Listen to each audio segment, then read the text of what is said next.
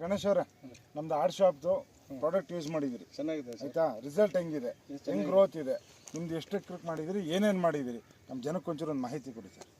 Crop Sudha, ಭೂಮಿ Sudha, DNC 90, DOG 80 ಎಲ್ಲ ಹೊಡೆದಿದ್ದೀನಿ. ಚೆನ್ನಾಗಿದೆ. ಯಾವ್ಯಾವ ಟೈಮಲ್ಲಿ ಹೆಂಗೆ ಮಾಡಿದ್ರಿ ಸರ್?